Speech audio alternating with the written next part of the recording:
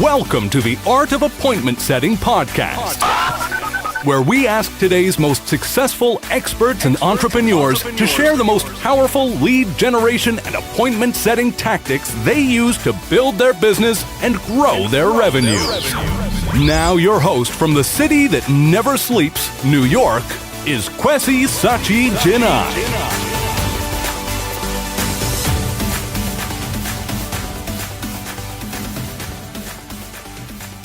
All right, welcome everyone. This is Kwesi Sachi Jinai. My guest today is Julbert Abraham. Julbert is widely known as a LinkedIn guy and the CEO of Abraham Global Marketing, a New Jersey-based LinkedIn and training marketing firm.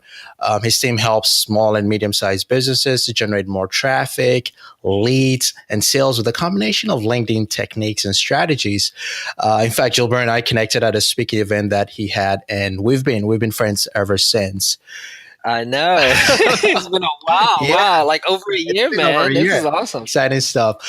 Julbert also works with clients through LinkedIn group training, workshops, one-on-one coaching, and structured marketing initiatives. He's appeared on several business podcasts, and he's been featured in Business Innovators Magazine, Entrepreneur.com, BBC Capital. He's originally from Haiti, and so he's a trilingual entrepreneur with an MBA from Northeastern University. And currently, he's also the social media marketing professor at Baruch College here in New York. So, Julbert, we've had a ton of great conversations around getting LinkedIn appointments. And, today I want us to delve into some of the successful tactics that you found. But before we start, for those who never use LinkedIn, why would you suggest that they consider that platform? Well, if you're in business or you're an entrepreneur, there are 550 plus million professionals worldwide that are on LinkedIn right now. So it's one of the most popular platform. You could go almost anywhere around the world, in the UK, in the US, and Brazil, and there are people that are on LinkedIn. So it's a great tool for business owners. There are tons of decision makers on there. So if you're thinking about it, I would say stop thinking and make it happen. Right, making it happen. Making it happen. Yeah, talking about making it happen. Nowadays we do get a lot of messages on LinkedIn. From people we know, from people we do not know. It's funny because sometimes someone sends you a request, you connect with them, and instantly they start bombarding you with sales messages, right? So what approach do you use to stand out from the noise on LinkedIn and then start meaningful conversations? That's a really good question. See, the approach that you're talking about worked extremely well back in like 2009, 10, and 11. Because there weren't that many people that were, using them. Nowadays, like 5, 6 years down the line, even 7 years now, a lot more people are doing some of the same things. So, it doesn't work as well anymore. So by far, what I found to be one of the best way to do it, one, it depends on your audience. 2, it depends on what you say. 3, I wouldn't send them a message right after I connect with them. I would spend some time looking at some of the content that they're publishing, liking their content first, maybe commenting on their content, just to create some form of attraction. Right. So if I get the attention, now they kind of see who I am.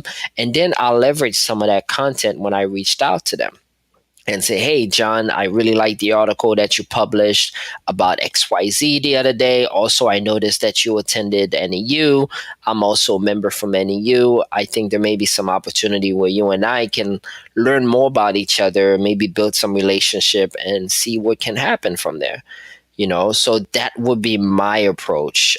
So first, sometimes it's not even worth connecting with people first. It's maybe observing, which I think a lot of us sometimes missed out on. How do you observe on LinkedIn? Oh, that's very simple. Instead of connecting, you follow. LinkedIn gives you the ability where you can follow a profile. You could follow them so you know what kind of content that they're publishing. You can interact and engage with their content before you send an invitation to connect. So by the time you send the invitation to connect, that person have already seen you maybe 3 to 4 times before, because we have to have those different touches. So by that time, you already have about 3 touches, maybe 2 likes and 1 comment. And now you're sending a connection invitation as the 4th touch. And then once they connect, you following up a few days later, not the same day, Right. a few days later with a message based on all the content and all the information you have gathered from them over the time that you've been following them. So now it's more personalized, but also shows the people that you did your due diligence. You're not just coming at them with a canned message like everybody else does. Right. What I'm getting, and this is really fascinating, you're saying that you have to have a series of touches or cadence, right? Where Yes. you kind of observe, you like the content, you follow them. But at the fourth or fifth touch, when you want to connect, what exactly do you say in the message? Great question. Since you've been following that person for the past couple different, let's say a week or so, you've noticed some of the things they've been doing. You notice what kind of content they're like on LinkedIn. You notice what kind of, content they're sharing, right? Either they're sharing video, or they're sharing some type of article, or they like something, or they comment on something. That's your base to start the conversation. I mean, LinkedIn provide a tool that's extremely important, and that does that extremely well is Sales Navigator. Because on Sales Navigator, before you even connect with your prospects, you can add them on your lead list and be able to follow them. So by being able to do that, you're able to gather those data, right? Because nowadays everything is available to us. All type of information is available. So when you're ready to send that introduction, that connection invitation, you could look at their profile and say, for example, "Hi, John. I noticed that we both attended NEU. As a fellow alum, I really enjoy your article about blah blah blah. Would love to schedule some time for us to connect on LinkedIn, and not just be a connection like everyone else, but actually build a relationship, and ask for permission. Would it make sense to do that?" And that way, when they get that connection invitation request, they can look at it, they could read it. Now it's very different than someone that just click on connect. Right. I'm really engaged in this topic because I know, Seth Godin writes a lot about permission marketing. Yeah. And I want you to speak to, this sort of mindset where you build relationships over a long-term period of time.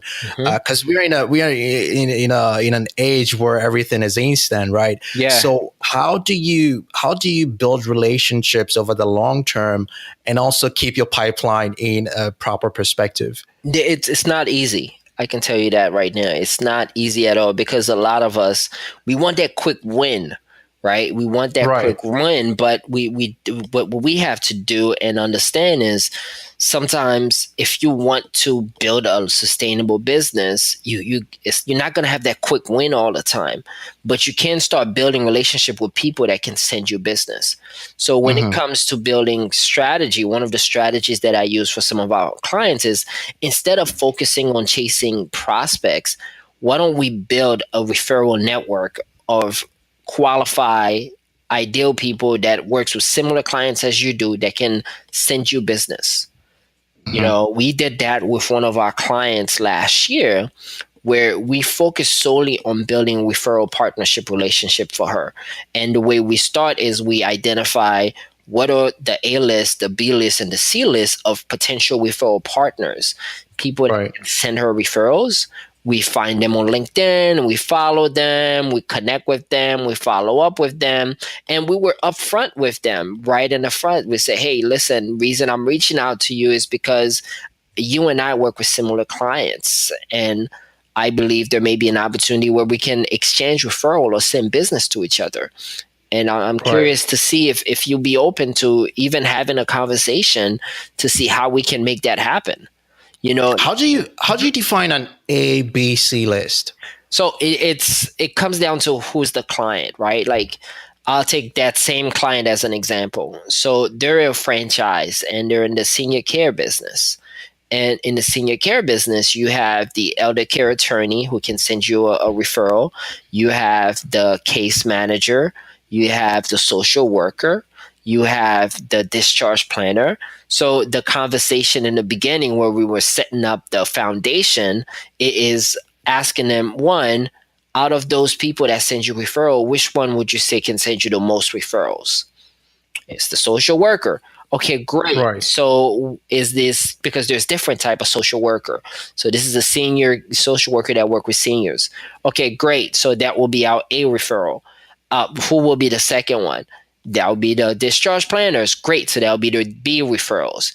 Who will be the Mhm. third one? The elder care attorney. Great. So that'd be the C referrals.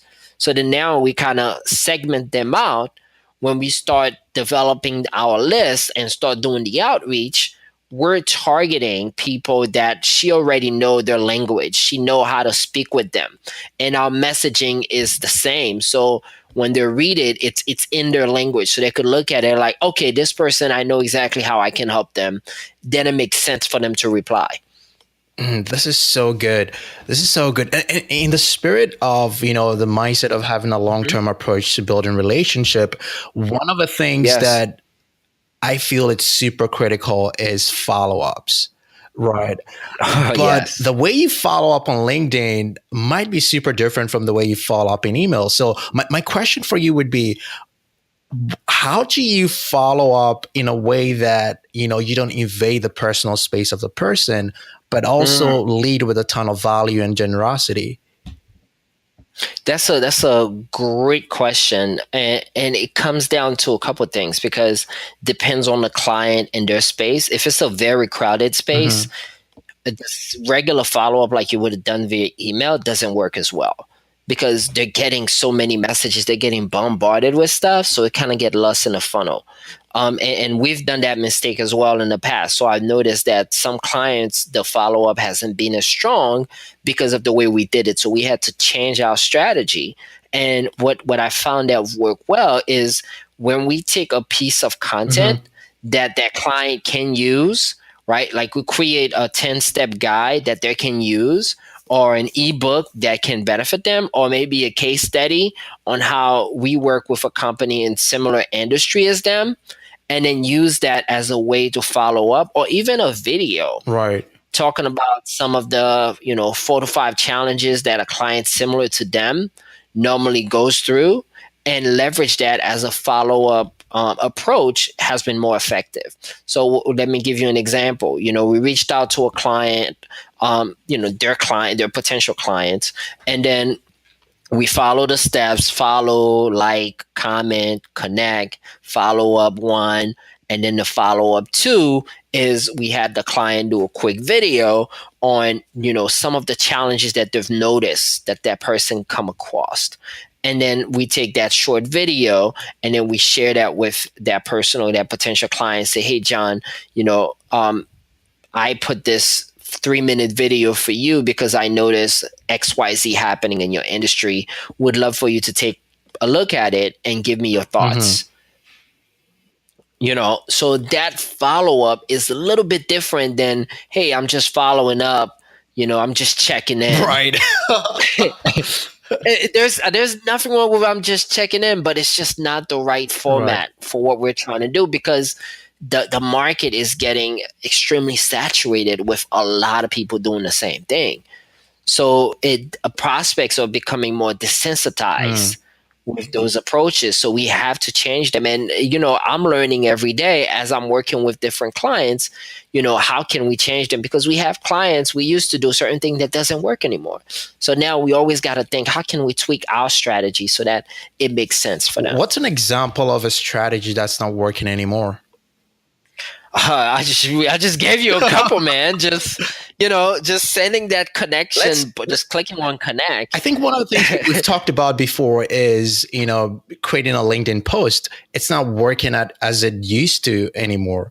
Can you speak to Okay, so that?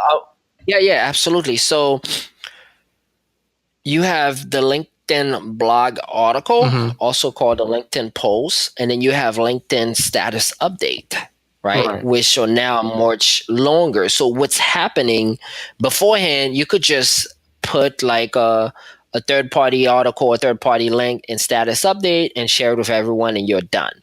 Or put a couple of those on buffer and then it shares it with everyone and you're done. That doesn't work as well anymore. So now what's working best is that status update real estate, right? That space being personalized, sharing value either via video or long form text. So that means you have between 300 to 500 characters in that status update section, sharing it as a personal story. And then these are getting extremely great engagement. And then when you add a video to it, it's even better. I've noticed tons of clients and myself. I mean, one post we did over 13,000 views on it because the way it was structured and the tagging and the hashtag that we had in there. Wow. We'll do an amazing article, spent hours and hours writing that article, and we'll publish it on LinkedIn under the LinkedIn blog or LinkedIn post, and it's not doing as well as it used to do beforehand. So I think because there are some changes in the algorithm recently that, we're getting that more favors toward the videos and engagement and status update. Not saying that blog content are not good, because they're still really good for keywords and SEO. Because I give you an example. I had someone from Iowa that reached out to me, was it this 2 days ago, that found me because they did a Google search on LinkedIn help and ended up in one of my blog articles, read that article, and then from that LinkedIn blog article went to my videos, watched all my YouTube videos, and then send me a message on LinkedIn. Wow. Yeah. So that's amazing. But the value of having so much content and driving those content into one specific place. Right. Now, I know we've been talking a lot about cadences and touches and follow-ups. And we do work a ton with, business owners, entrepreneurs, VP of sales. These guys have a ton of responsibilities. They are overwhelmed with a lot of stuff. So what practical tips do you have for them so that they can actually incorporate LinkedIn in their daily activities or even weekly outreach? One of the best way is to write it out. Create your routine so that it's short and simple and that you know it very well. So when we do our group training with different clients, we create like a one-pager routine that they can take and do on the go. So any of these executives, they want to use LinkedIn more often, create a 3 or 4 step routine. It could be every morning I get up, I read 2 LinkedIn post and I like and comment on both of them. And then during my lunchtime, I do a search on LinkedIn. I find 3 potential A clients or A prospects, and I follow them on LinkedIn just so I keep up with their content. And then in the evening, I like and comment on their post. So that could be your routine for, Monday and Wednesdays. And then on Fridays, you just know that you're going to follow up with those people by sending them an invitation or personalized invitation to connect. You see what I mean? Right. So that doesn't take a whole hour. This could take less than 15 minutes if it's done properly. It's just required just a little bit of planning in the upfront side. Gotcha. Clarity is so important. Awesome. Yes. This conversation is so exciting. But we're running out of time. So where can people learn more about your work and you as a leader? So the best way to reach me is to go on LinkedIn and write my name, Julbert, Julbert, Abraham. And you'll find me there. I'm the guy smiling with the nice shirt. Or you can send me an email, jabraham@abrahamglobal.com, or I'm on Twitter, and YouTube is good as well. I have tons of YouTube videos, Julbert Abraham. You could find my channel. We talk a lot about LinkedIn. And Kwesi, I want to say thank you again for giving me an opportunity to be on your podcast. I'm excited and happy, and anything I can do to help, I'm here. Awesome. Thanks so much, Julbert. Thank you. Have an amazing day, guys. Thank you for listening to the Art of Appointment Setting podcast with Kwesi Sachi-Jinai. Find out more about how to get high-value appointments at Katallyze.io. And while you're there, check out the free resources for appointment setting. And be listening for the next episode of the Art of Appointment Setting podcast.